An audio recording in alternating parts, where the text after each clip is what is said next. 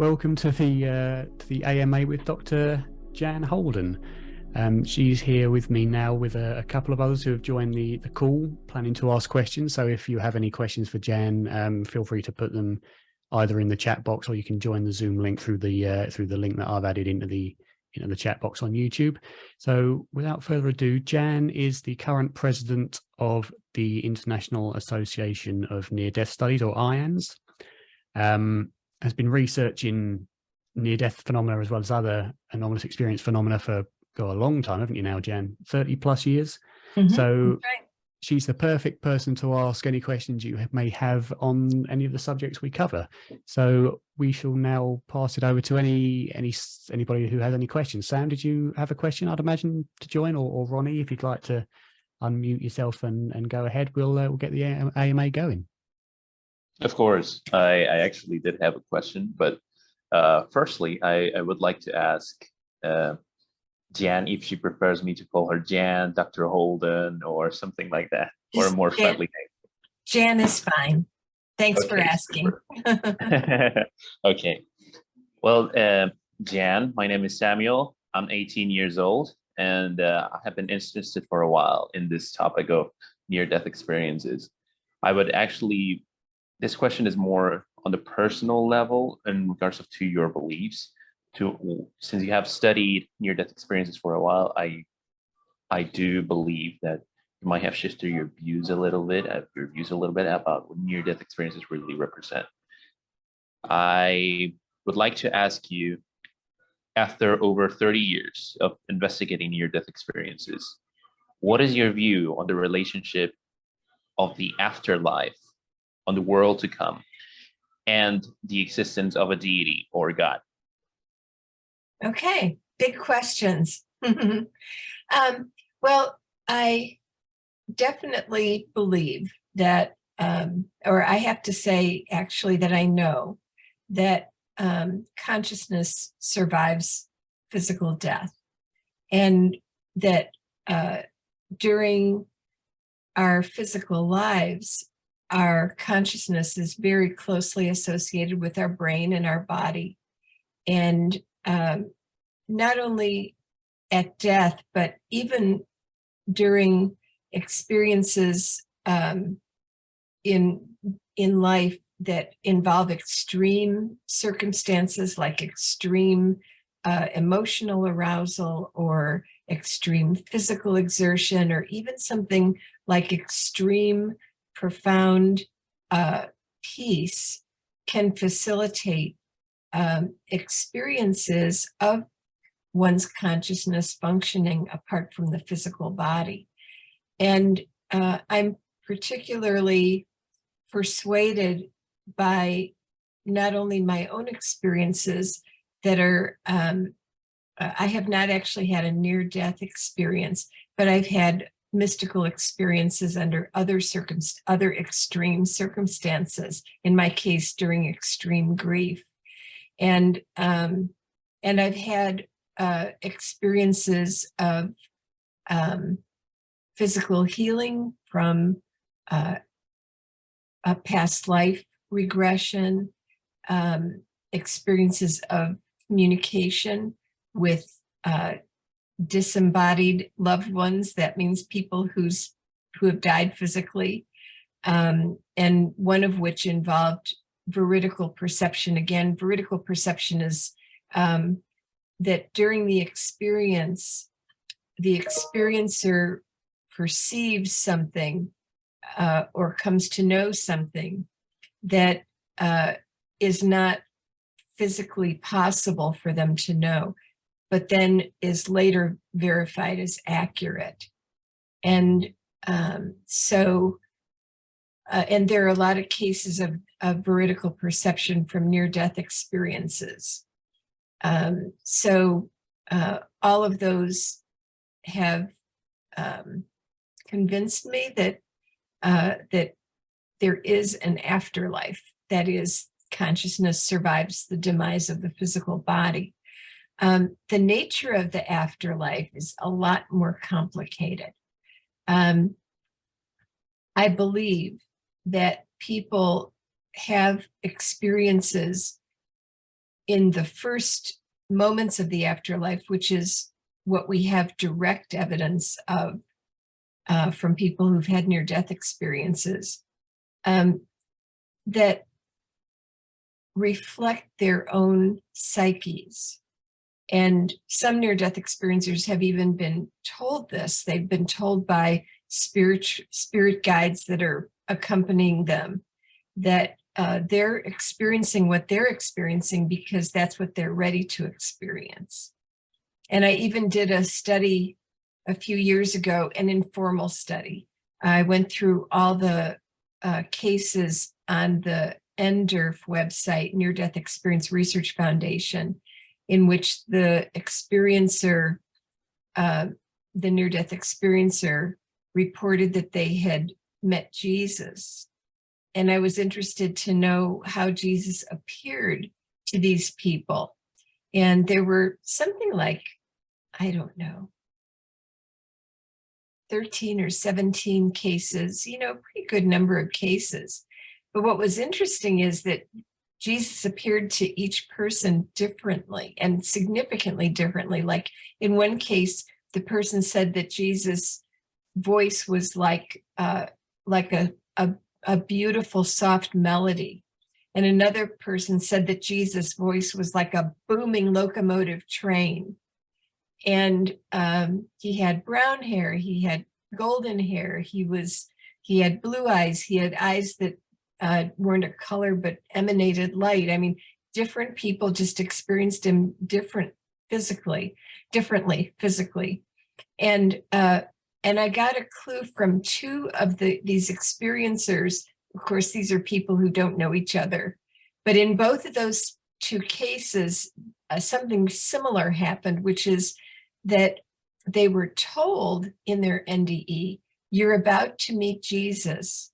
How would you like him to appear? And the meaning being that he'll take whatever form the person is most comfortable experiencing. So there are deep structures of things in the afterlife, like the existence of spiritual entities. But which entities appear and how they appear is very much a reflection of the psyche of the experiencer. So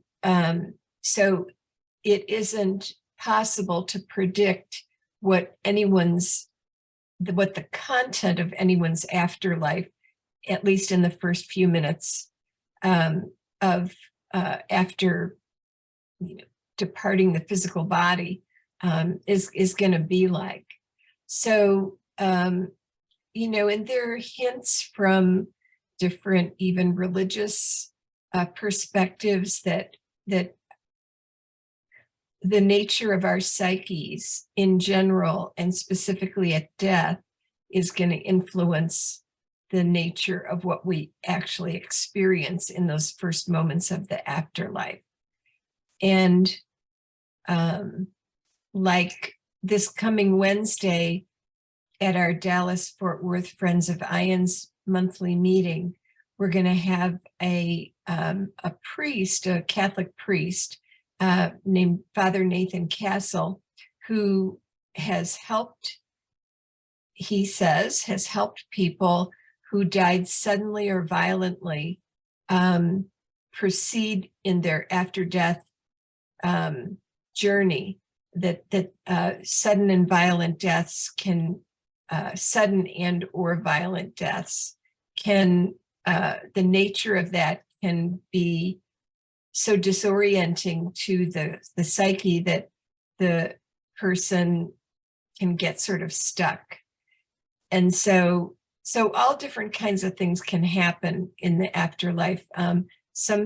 There's the whole domain of after-death communication, and there are veridical cases of after-death communication. For example, this man named John Wigglesworth, it's his real name, his father died, and within a few days, he remembered that his father had told him a couple years before that his father had bought a small gun for protection and was keeping it hidden on the top shelf of his closet, and that even his wife didn't know about it, but he was telling his adult son and said, if anything happens to me, please go get the gun and remove it from the house, because your mom wouldn't know, what to do with it if she stumbled across it. So he was working with his mom at the house, cleaning out his father's stuff. And he thought, oh, perfect opportunity. So he got up and reached around and looked on the shelf, and the gun was not there. And long story short, he couldn't find it anywhere. And he even went to the bank and looked in the safe deposit box and went in his father's car and just everywhere he could think of, and could not find this gun.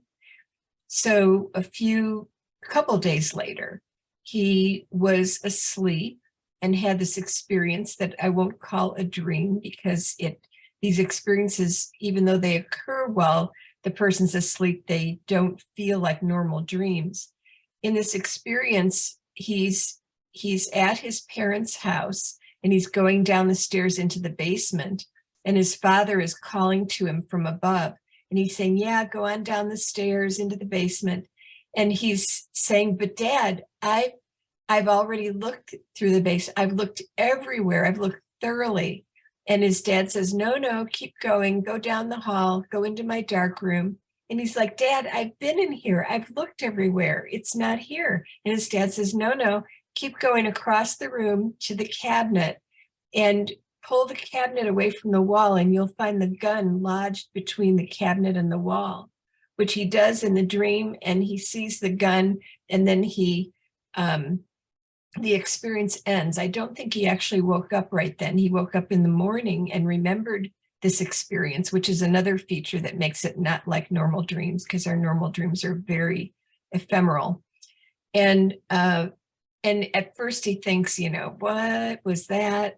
And then, but it bugs him. So he goes over to his parents' house and he says, Mom, mind if I go down in the basement and look around a couple things for Dad's? And she's like, no, go right ahead. So he goes down in the basement, down the hall, into the dark room, wrestles the cabinet away from the wall, and there's the gun lodged between the cabinet and the wall.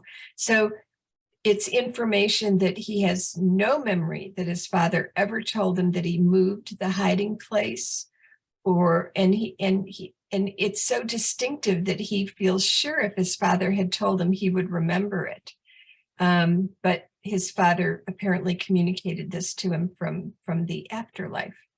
So I am very convinced that an afterlife exists, but as I said, the exact nature of it is still quite elusive. And a few years ago, I happened across two books by men whose wives had died. And in each case, they had had extensive after-death communication with their wives. And of course, in that communication, they asked, what's it like where you are? What do you do there? And although I don't remember any of the specifics, I was struck by how very little overlap there was between what these two disembodied women reported about the nature of their existence in the afterlife. So it's hard to communicate with. It's hard enough to communicate with these people in general, but to get, be able to converse extensively and find out what the afterlife is like, different people have tried and gotten different messages. So I'm convinced it exists. The exact nature of it, I'm not sure. So before I go on to the deity thing, is there anything you want to ask or say just about that piece? About that, well, I guess that I would ask you, based on what you would have. So I do agree.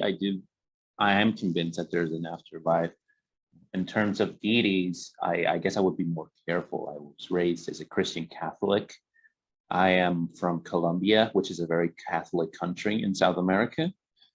And then naturally, my parents, well, my mom has shifted a bit. She's more of a pantheist kind, as a matter of fact. But I have shifted towards the deist idea of an afterlife. But based on it, would you probably agree that maybe if there's many people who see different deities in the afterlife, it's not necessarily a hallucination. I don't think it would be easy for me to buy into that idea. But would you agree that it's not necessarily that these are real religious figures manifesting themselves, but perhaps that there is an element to the afterlife that reflects our own internal psychology of belief, perhaps? Yeah. I mean, absolutely. I believe that that what we perceive is a reflection of our psyches, and including just what we're open to perceiving and prepared to perceive. And so so I do believe that, and this is, let's see now. Well, see, this is based partly in experience too. So I guess I would say that I know that there is, I know at least that there is one entity, the light. I've had two mystical experiences, very different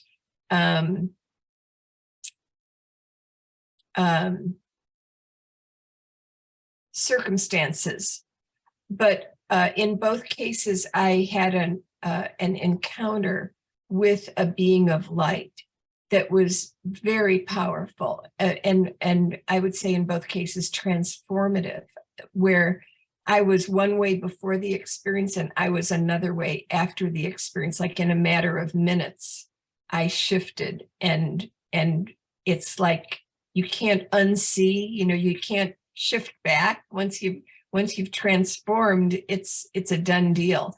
So yeah, I've had those experiences, and then of course, many near-death experiencers have reported encounters with a being of light. So I know from my own experience that entity exists, and that it is beyond not explanation, but beyond description. The experience of encountering and interacting with this being of light is beyond human words. And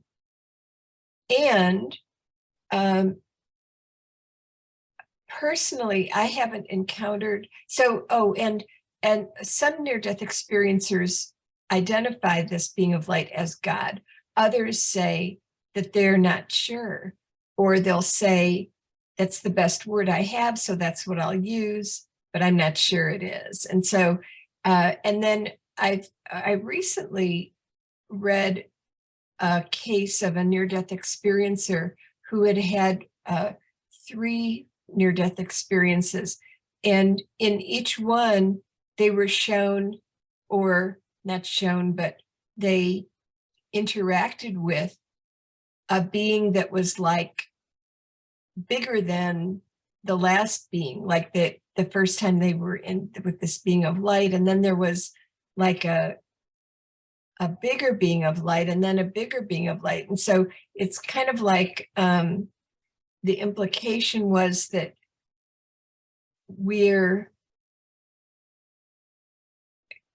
maybe able to perceive only so much, or certainly remember only so much when we come back to our physical bodies. And so I have the impression that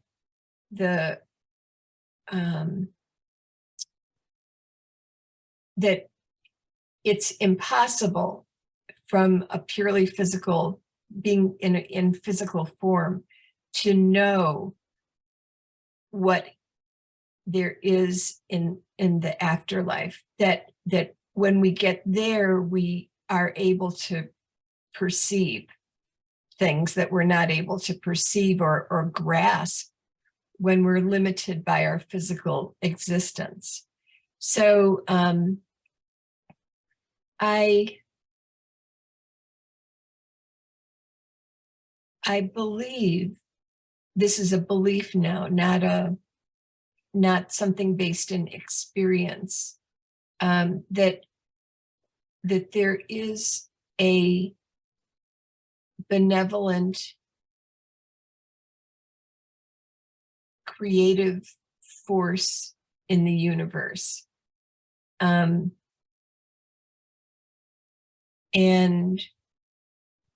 that evil, so to speak, is not an independent energy.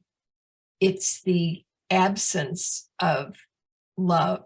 That benevolent force is the essence of love, and that entities, both spiritual and physical, can be relatively in touch with or out of touch with that source of love. And the more out of touch we are with it, the more we are likely to perpetrate what we call evil. So I don't know. So those are some of my thoughts. How does that square with your views right now? Well, I would say that I think you follow a similar idea that I do, which is deism. Deism is this idea that, well, there is a God or a deity that created the universe, but then after creating us, he or she left. Yeah. Left us to fend for ourselves here. I think that for me, that's the most possible answer. However, I would say that my beliefs of the afterlife don't really reinforce my beliefs in God or in a deity, because Michael Prescott, who is a writer who had an interesting blog until a couple of years ago, who wrote about a near-death experience. So he even had constant discussions and conversations with one of his great friends, who is also one of your great friends, which is Dutch psychologist and philosopher Titus Rivas. Mm-hmm. And he actually mentioned once in one of his blog posts regarding what he believed about God and the afterlife, that it is possible to imagine an afterlife, a place where we go after we die, even in the absence of cosmic mind running the show in the background. And that it's also possible to imagine that there is a God who created the universe, but he did not bestow his creations, his creatures, with the gift of immortality. So that's what I wanted to know, if your beliefs also, based on your research of the afterlife, also influence your beliefs in God currently. And do you take a similar position to the one I mentioned? Yeah. Well, I do believe that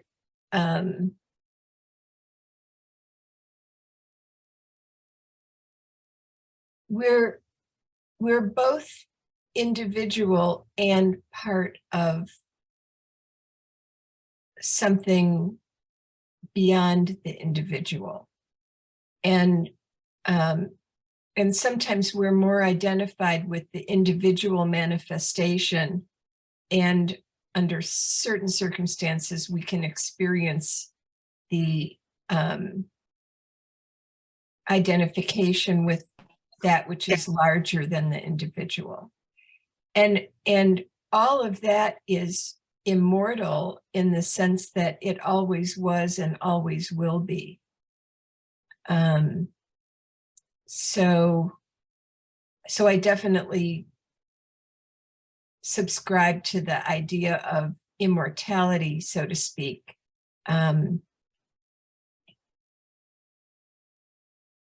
Rather than the idea that we're somehow not immortal. I mean, that just doesn't, that doesn't fit my experience. So I just can't hang my hat on that one. So I don't know, is there any other aspect of that you wanted to highlight or that we haven't touched on? No, I think that for me, it's really good. I do have more questions, but I want to give some space to the other people who are here. So I'll get back with you in a little bit. Yeah, that sounds great.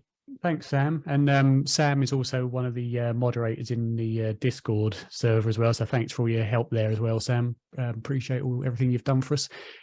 We also have Ronnie and Panda in the call. So I don't know, we'll start with Ronnie because Ronnie's been incredibly patient since the start of the call.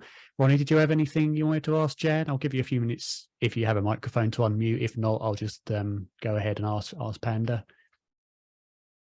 Oh, yeah, Ronnie's asking a question by the chat window here. So Ronnie asks, what are your thoughts on the reincarnation studies done by people like Ian Stevenson and Jim Tucker? Yeah, I find them very convincing, particularly because both of them are not trying to prove that reincarnation exists. They're both very committed to looking at the evidence and just following whatever the evidence reveals. And that there are cases of reincarnation in which, especially young children report very specific details of a previous lifetime that have been verified by either Stevenson or his researchers or Jim Tucker and his. So I'm inclined that way, and also, because once again, I studied regression therapy with Brian Weiss, and then that was a 1 week course in person in New York, and then also with a group from California, not affiliated with Weiss, another week in person, and in my experience with Weiss's workshop, I had a past life memory in which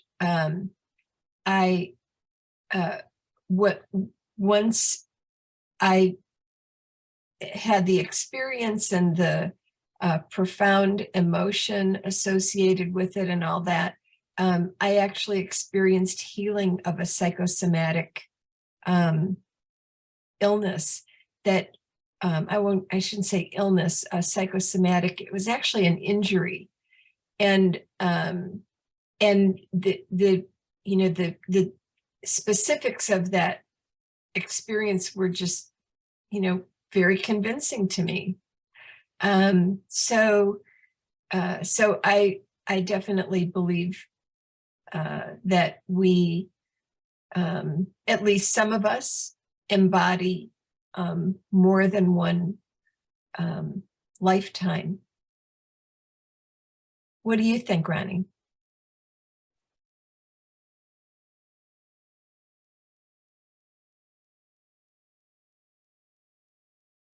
I'm just going to wait for Ronnie to enter something into the chat, because I don't think you have a mic, so just going to wait for him to respond.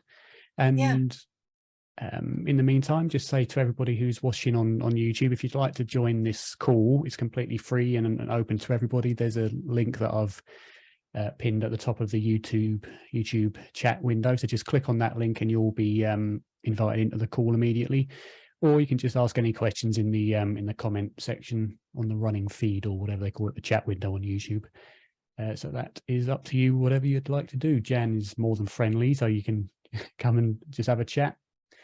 So Ronnie says, I'd say I feel similarly to you overall, and I feel like the cases that Ian and Jim have looked into are quite convincing. Yeah, me too. Okay, perfect. Thanks, Ronnie. So let's go on to Panda, who I know will have a lot of questions. You always do. He's also a moderator on the Discord channel and has done an awful lot in support of the project. So again, thanks for that, Panda. So over to you, Panda. If you have any questions, feel free to unmute yourself and go ahead and ask. All over to you. Hi, Jan. Very nice talking to you again. Great to talk with you again too. I didn't really come in here prepared with any questions, but I wanted to ask about the recent finding, the AWARE study finding. They said that they may have found some background brain activity during CPR. I just wanted your thoughts on that. Yeah. Well, first of all, a disclaimer that Sam has only revealed his results in a very I don't mean this judgmentally, but in a superficial way, because he was making a 15-minute presentation, which is typical for medical conferences. And he has not revealed the results in a detailed way in like a peer-reviewed publication yet. And so we're waiting for that to really be able to, look at the teeth of the horse, so to speak, really look closely at the data. But what I gather from what he said is that there were a couple of cases of people who went into cardiac arrest while they were being monitored for EEG brain activity. And so they were able to continue monitoring as they were doing CPR and even after they stopped CPR, because it wasn't working and they just had to pronounce the person dead. And that in a couple of these cases, they saw spike activity in the brain, even as much as almost an hour later.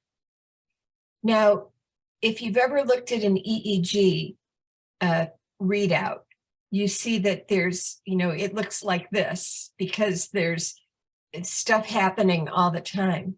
A spike is one of those little things. Now, when people have near-death experiences, they're talking about, in some cases, these extensive experiences with long conversations with spiritual entities and visits to transmaterial domains and, movement through space and even perceiving the physical world and moving, through the hospital and seeing other things that are happening in the hospital, and just a lot of very complex, long experiences. And so my big question with Sam's data is, can a spike, flat, flat, flat, flat, flat, spike, flat, flat, flat, flat, flat, for like 4 minutes and then another spike, can that account for a complex, coherent storyline that people report in their near-death experiences? And so that's my big question. I don't know whether I'm misinterpreting his what he reported, or exactly what to make, if I'm not misinterpreting it, exactly what to make of an occasional spike. It's like there is energy potential that's released even in the physical body. Sometimes, along 30 minutes after a body die, the heart stops, respiration stops, and all that stuff, there might be some kind of reflexive activity that happens, but nobody thinks that's indicative of anything other than a really basic autonomic kind of reaction that has no meaning beyond, just an autonomic response. And so that's that's as much as I have thought about it. So I don't know, how does what I've said square with your understanding of his results and possible meaning of it?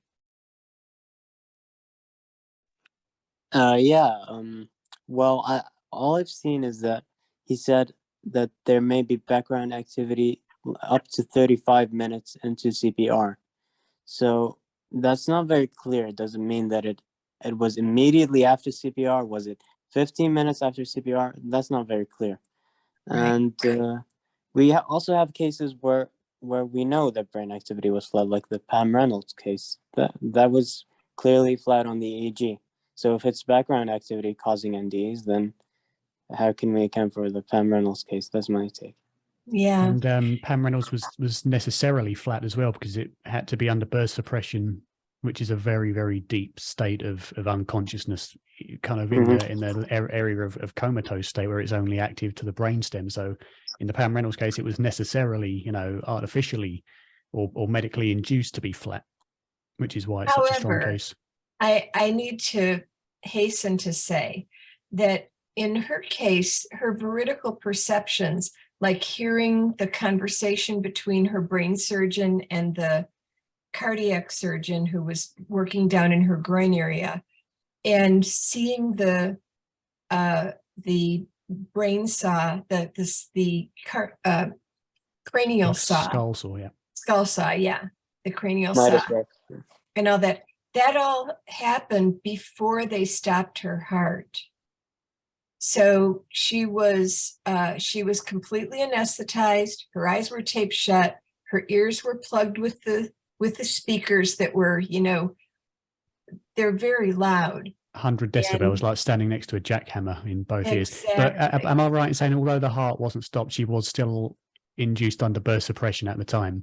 That's coming from a researcher called Stephen who sent me the information about the process, and it seems that it was during burst suppression, although it wasn't when the heart was stopped. What does that mean, under burst suppression? Burst suppression is effectively where they inactivate the brain to the level of the brainstem, so that they can monitor that the brainstem is active, but that it's not, the whole brain isn't functioning. So effectively flat on the EEG with the clicks in the ears to monitor the response from the brainstem. So there's no cortical activity going on. It's the pattern is like 9 out of 10 seconds flat on the EEG, and there's like a short burst. That's where the burst comes from. So 9 out of 10 flat. Well, and then a second burst. That's like fractions of a second, isn't it? I'm not completely sure, but it's not coherent activity. So it's a very deep state. And I think that's absolutely the right. brainstem. Yeah, she was anesthetized so deeply that they knew that only the very most basic brainstem function was operating. Right. But you're absolutely right, where people often misrepresent that study as saying it happened while she was clinically dead, in terms of the heart was stopped. It wasn't stopped, but we are aware of this. And I think, unfortunately, a lot of people say, well, the heart wasn't stopped, so these researchers are lying, which we're not, because we know that. but it's the brain that we're interested, the state of the brain, not necessarily whether the heart's pumping or not. Because That's right. whether the That's heart's right. pumping or Well, not, if it's in birth suppression, there's nothing. There should be nothing. Yeah. I would like I to did- I would like to weigh in on the I would like to weigh in on this idea of EEG studies. Keep in mind that these EEG studies, this electroencephalogram, measures activity which is common to the cerebral cortex, but not deeper parts of the brain, like the brainstem. The brainstem is a very primitive part of the brain, which is not involved too much in thinking. Right. It's involved mostly on controlling heartbeat, controlling beating, heart beating. Well, yeah, I said that. Survival mechanisms, yeah. Breathing, survival mechanisms. Some people tend to regard it as a quote reptilian brain. Yeah.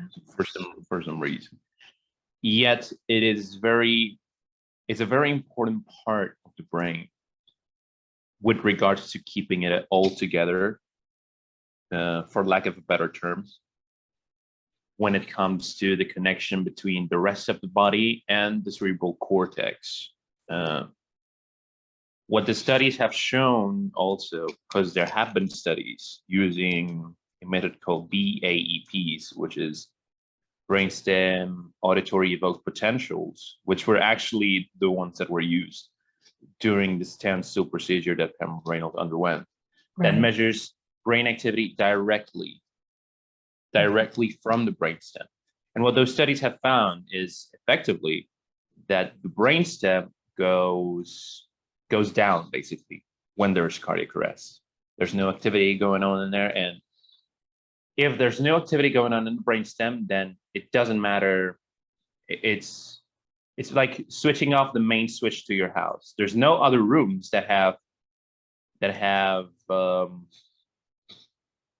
some sort of light on it still. The lights are out all over the place. And even one of the most staunch defenders of the skeptic position, which is Yale neurologist Stephen Novella, actually admitted this, and he said, well, it doesn't matter if there's some sort of hypothetical. He said this, not verbatim, but he said basically what I'm trying to convey here. It doesn't matter how much activity, if there's any sort of activity in the cortex, because if the brainstem is shut down, there is nothing else that can be done. Obviously, this doesn't mean that the person is brain dead.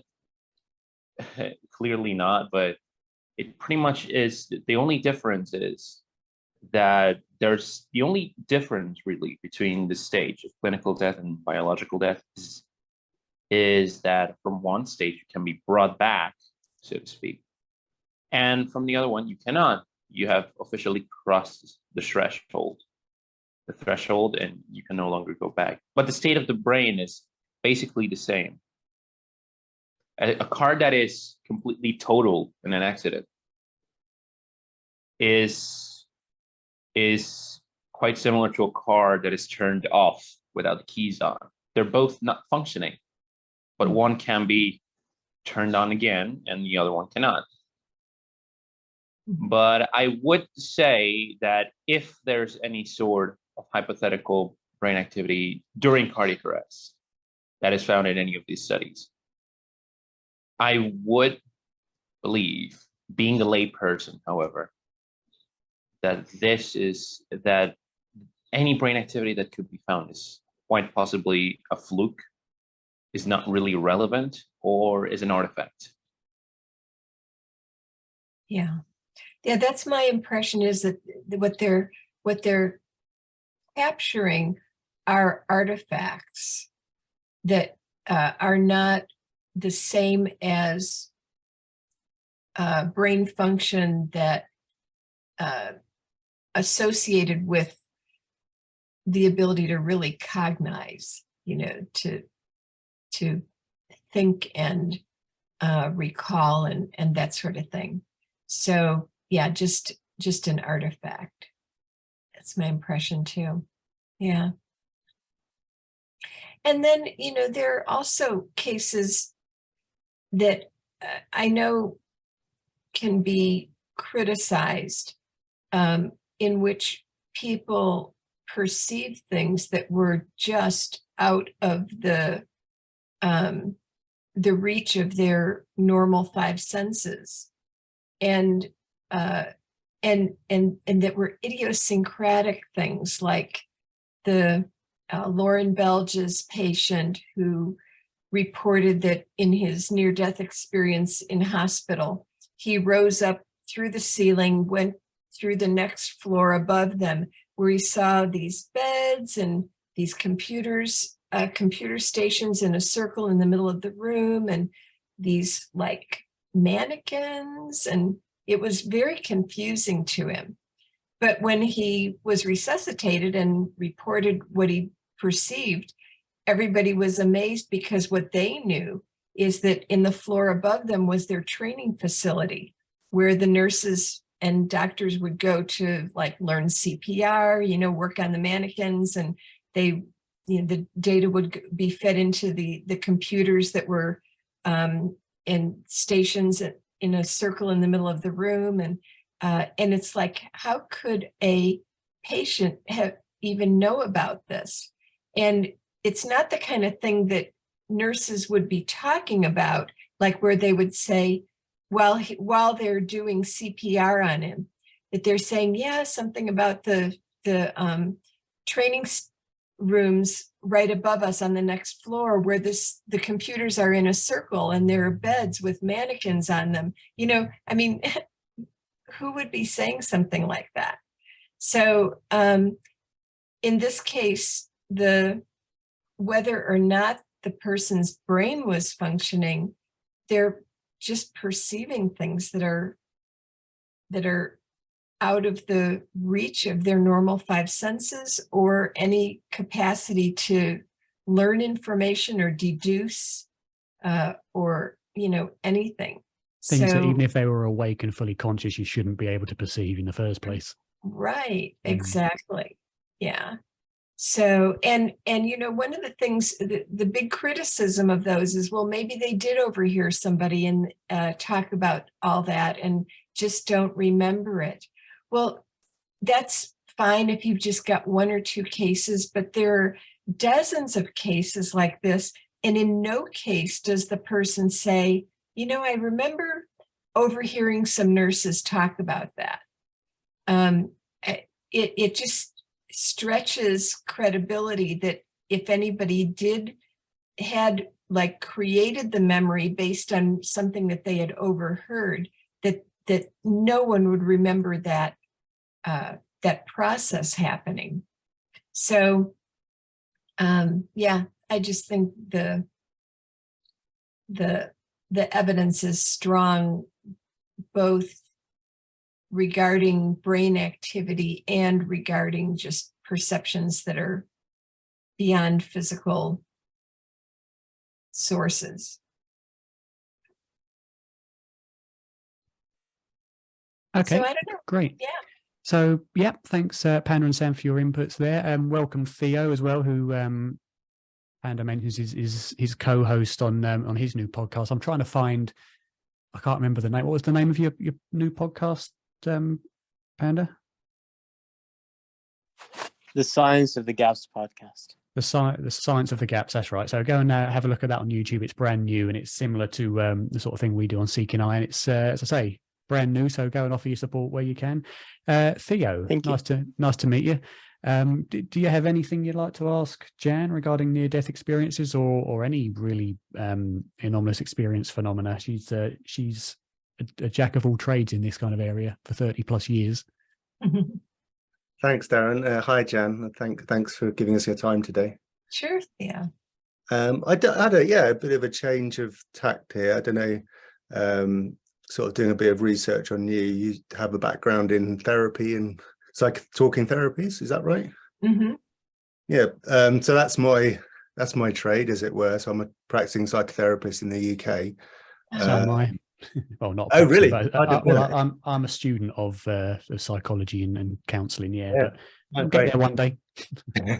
Yeah, it can be it's a long slog with the training, but I definitely encourage you to carry on because I love it. And I just wanted to ask Jan really so from my background, person-centered and kind of existential background, it's kind of deemed a bit not the done thing to be too directive with people and introduce models or paradigms that might conflict with their own views. But I am obviously very interested in this subject, and I think it informs me and how I approach things. And I'm just wondering, how I might square those two kind of worlds, as it were. You know, using this information to inspire me, inform me, but not necessarily being directive towards the client. I don't know if that makes sense. Oh yeah, absolutely it does. I mean, I co-authored a textbook on counseling theory, so I'm all over this topic. And I would say that first of all, I never push anything on a client that they're not open to hearing. And but it's for the reason that you just said, that especially in person-centered, in the really original approach to person-centered that Carl Rogers used, he believed in not introducing material almost always. There might have been some exceptions, but for the most part, it's a process. He believed that the most meaningful, that the only real change that people make is what they manifest themselves through a relationship in which they feel completely safe to be able to explore whatever they're experiencing in their inner world, and that in that process they discover more who they really are, and that becomes a guide for them in to live a more fulfilled life and so forth. And so that's really why I'm not person-centered, because I don't believe that. So if you believe it, I mean, there you are.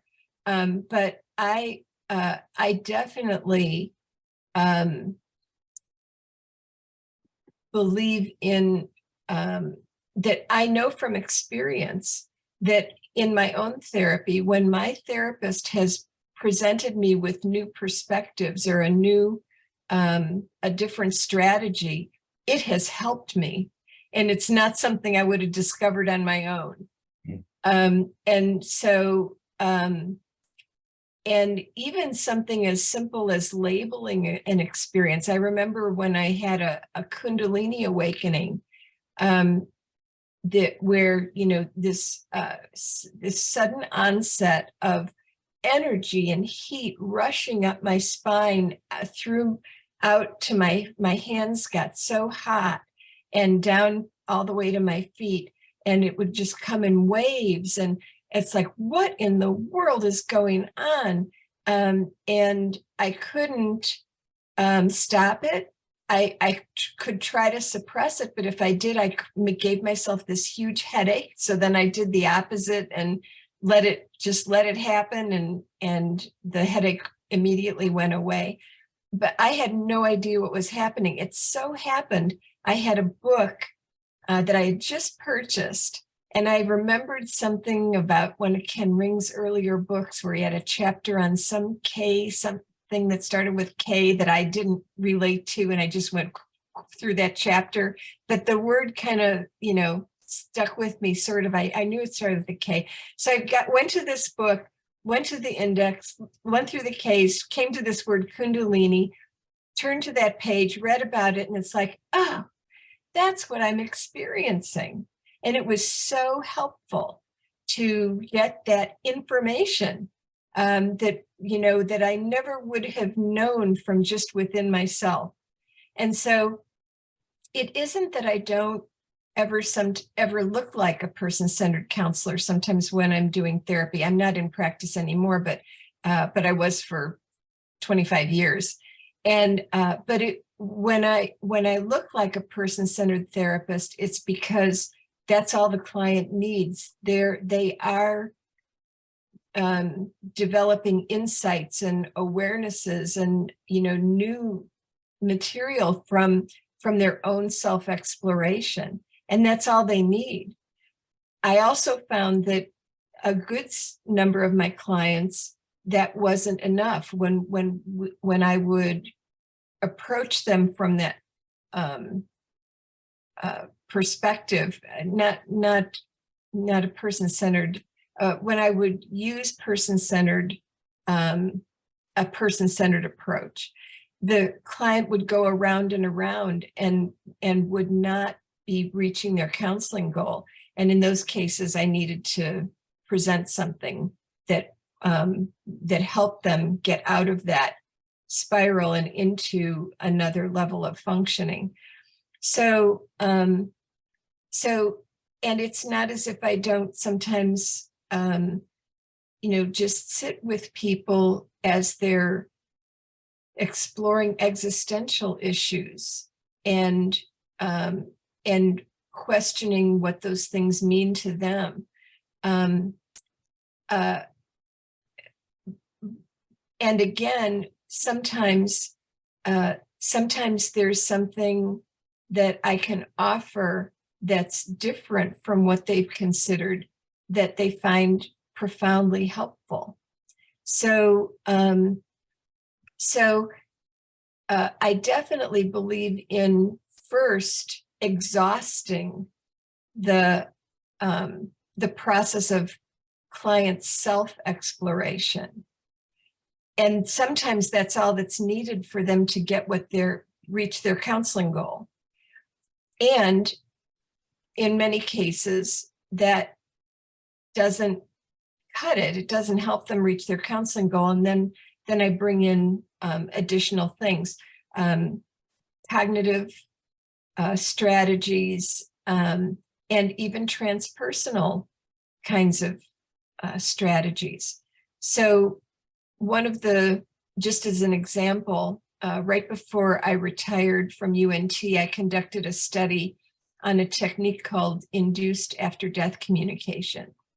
And in that process, we work with people who are grieving, and we first help them process what they perceive as the most painful aspect or difficult aspect of their grief, and use bilateral stimulation like EMDR, but it's not the same as EMDR, but using bilateral stimulation. I'm doing this because I'm tapping the backs of the person's hands rhythmically while they're processing through the most painful aspect of their grief. And when they get to a point that they have transformed and that aspect no longer is profoundly painful to them, if we move on from there and just say, so stay with the last thing that you thought and close your eyes, we do a little more tapping. About half of people have a spontaneous after-death communication experience with the person they're grieving. And it's profoundly healing. And I can say that because that's what the data showed. We randomly assigned our grieving clients to either induced after-death communication, IADC, or traditional grief counseling. And everybody came to the clinic, did their battery of stuff about their grief symptoms and all that, then had a 90-minute session. And then they came back a week later, had another 90-minute session, and then immediately took the battery of stuff about their grief. And whereas the people who went through traditional grief counseling not only did not get better, but in some cases got a little worse, which is a big problem with research. But anyway, that's neither here nor there. The IADC people all improved, and they improved significantly. They improved significantly more than the traditional talk therapy. So, I mean, Carl Rogers just never would have done this. And even, James Bugenthal or Rollo May, I mean, this would not have been in their wheelhouse, but it is so profound. And I've had some of the clients from that study, we didn't do follow-up, but some of them have initiated their own contact with me to say, that experience changed my life. One of the clients said that in her life, and even in her relationship with her husband, which is who she was grieving, she never had the experience of unconditional love until that IADC session, when she perceived the presence of her deceased husband, and she felt his absolute unconditional love. She said it's just changed, it's altered the foundation of her life. So I think that there are approaches that are beyond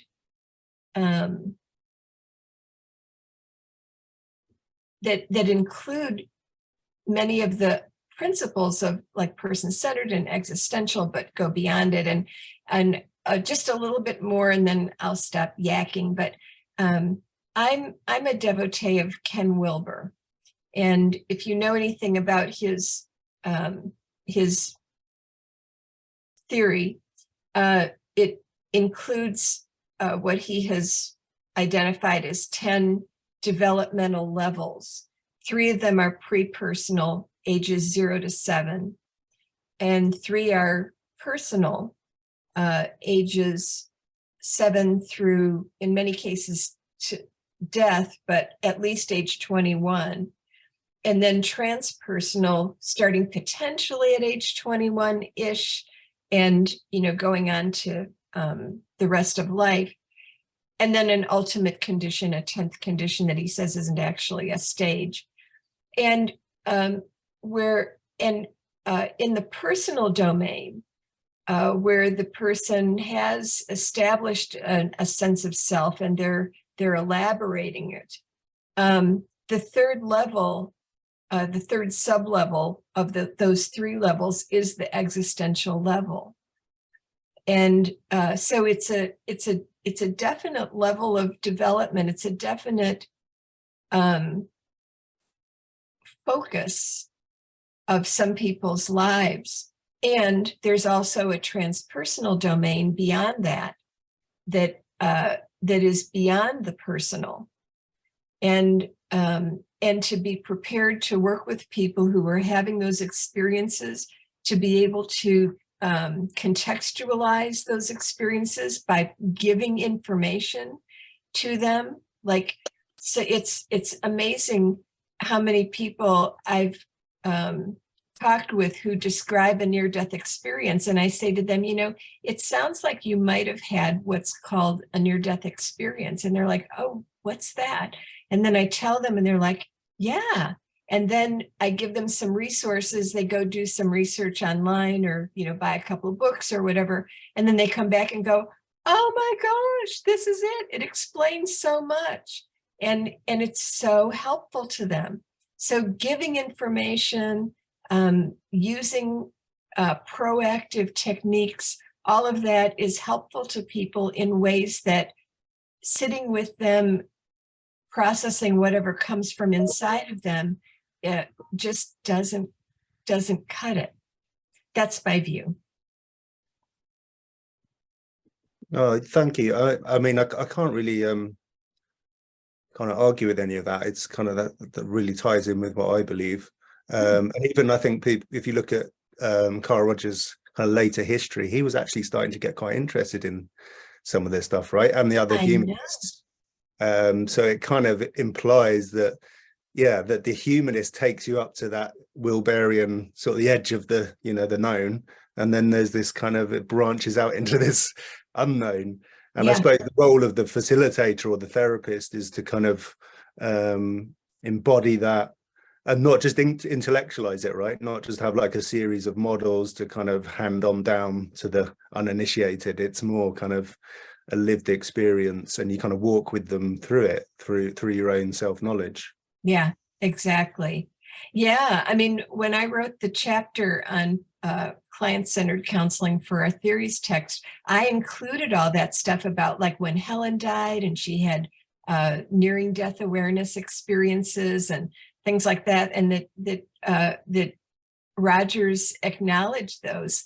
And so, yeah, and so everything else that you said, I'm completely with you. Yeah. So, Great. yeah. Thank you so much. Yeah, you're welcome. Thank you. Great Thanks, question. Theo. And say also hello to a friend of ours, mine and Panda's, Lindy, who forgot that the AMA was today, and she's in the IKEA car park. So hope you get a nice wardrobe when you watch this back later. We have a question through from Joel Michon in a two-parter. He says, "I've never had a near-death experience, but really find it fascinating watching the Seeking Eye interviews. I've listened to you many, many times in the past on here. You have such an amazing knowledge of near-death experiences. Have you ever had one personally, and what made you get into studying them?" Okay, so first, what got me into studying them? I have not had one personally, but I have had mystical experiences that had components of near-death experiences. And so I do have a sense of relating experientially to that phenomenon. But what got me into it, nothing specific. When I was growing up, I was interested in anomalous things. I read books about, ESP and what's his name, the sleeping prophet. I had it a minute. I know what you mean. Casey, Edgar Casey. Yeah, Edgar Casey, that kind of stuff. Thanks, Darren. And then when I was in college, I think it was the summer between my freshman and sophomore and junior years, my father read a book called The Great Soul Trial. And it's a nonfiction book. It's a true story that this miner from Arizona, he like mining, would go off and mine in the hills and, get like gold or whatever he got. And then he'd come back and into town where he had just a little one-room place, and he would stay there and, cash in his stuff at the bank and get provisions. And then he'd go off and he'd be gone for 2 or 3 months at a time. And one day he went off and he just didn't come back. Eventually, the state of Arizona declared him dead. They opened his safe deposit box, and he had lived like an ascetic. He just didn't, this little one-room place with virtually nothing there. And he had put all his money in the safe deposit box. It was several $100,000, which this was back around 1960. So it was a lot more money than it is now. And he had a handwritten note that he wanted the money used for research on the survival of the human soul after death. So the state of Arizona, longer story shorter, they had to hold a trial where they heard the over 100 people or organizations who had come forward to try to claim this money to do the research. And this judge heard them give testimony about how they would use the money, and then he decided who was going to get the money that would best fulfill the wishes of this miner. His name was James Kidd. So a lot of the book is the testimony, and they had the research director of the American Society for Psychical Research, the research director of the Psychical Research Foundation, testifying how they would research the survival of the human soul after death. So that was, I look back and consider that book probably to have been the single most influential book of my life, because it just opened the possibility that these phenomena could be researched. it isn't just an interesting thing you can read about. And so then that was probably around 1970. And then fast forward to, I was working on my doctoral dissertation starting around 1985. And long story short, I would try one thing and it would abort. And then I'd try another study and it would abort to try to do my dissertation study. And finally, with the fifth idea that had something to do with near-death experiences, it went through and I was able to finish my degree. And once I had started researching NDEs, I was just hooked. And it's led to researching things like after-death communication, past life memories, and terminal lucidity, and all those sorts of things. So that's kind of how I got into it. But there was something else I wanted to talk about that in your question. Me to repeat the question. Can you remember how you said the question? You have such a. Have you ever had one personally, and what made you get into studying them? Oh, yeah. So this is my exciting new adventure. I've recently learned that. Well, first, let me tell how this all evolved. There was a psychedelic assisted psychotherapy summit online about a month and a half ago, 2 months ago, something like that. And they had a 15-hour continuing education module. So I paid to do it and listened to 15 hours of therapists who do psychedelic assisted psychotherapy. And listening to people for 15 hours online is, kind of grueling, especially an intense subject like this. So it took me a couple of weeks to get through it all. Anyway, the day that I finished it and got my certificate, the very next day, this man emailed me, complete stranger, and he's from Austin, which is about 3 hours away from me in Texas.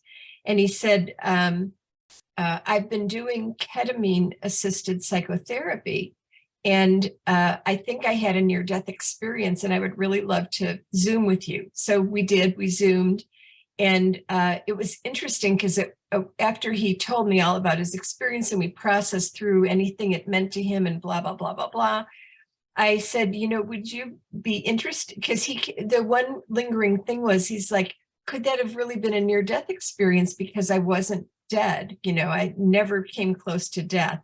So first of all, I told him about an article by, first author is Charlene Verville, where they studied both near-death experiences that occurred during a close brush with death and seemingly identical experiences, but there was no closeness to death. These are people who are grieving, or they're meditating, or they're relaxing in their hot tub, and suddenly they have this experience that seems like it's a near-death experience, and it has the same kind of after effects, seemingly.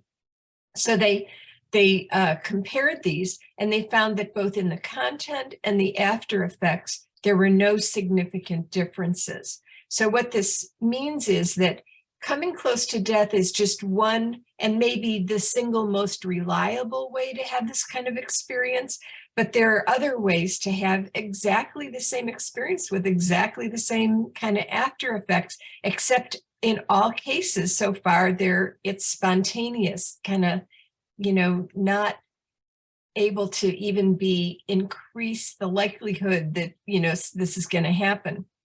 So this man is telling me about his ketamine assisted therapy, and that he had what he thought was like a near-death experience. So while we were talking, I said, would you be willing to complete the NDE scale? This is the scale that Bruce Grayson developed to establish the existence of and depth of a near-death experience.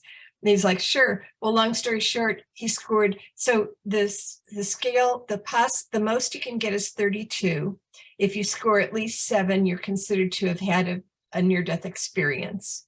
He scored 23, which is pretty high, actually. I know a lot of NDEs during a close brush with death that didn't score that high.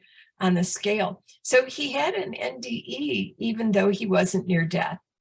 And so then he said, I really think that my therapist would love to talk with you. So then she and I Zoomed, and she was telling me that among many, many other things, that when she started doing the ketamine-assisted therapy, maybe 1 in 10 of her patients would have a near-death-like experience. But now she has learned how to use the feedback of the person during the ketamine experience, because the patient still talks and stuff like that. They're just, their eyes are closed and stuff is going on inside, and they're talking and communicate with the therapist. She can use that to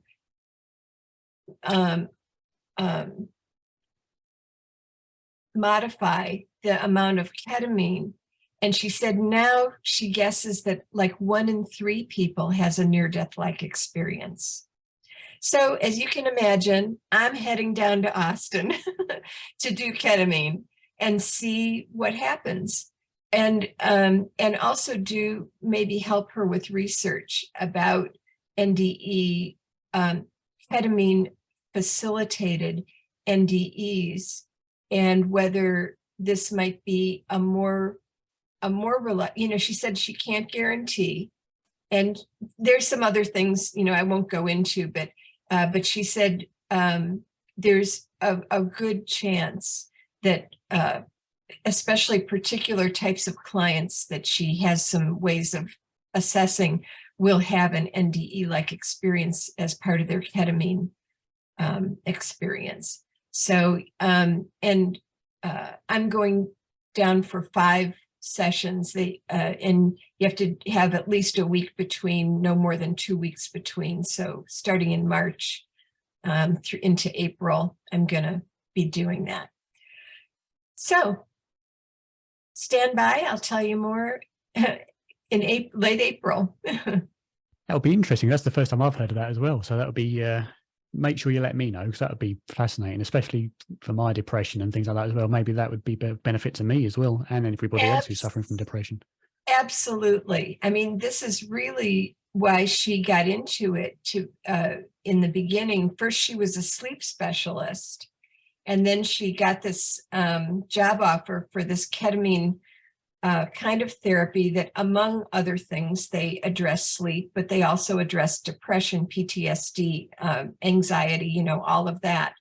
And she said she's had some amazing results with people who had psychosomatic things. Like she said she had a woman who for 40 years had had intestinal problems, and she'd had every test you could imagine, all these different medications. I don't know if she'd ever had surgery, but anyway, it was just intractable.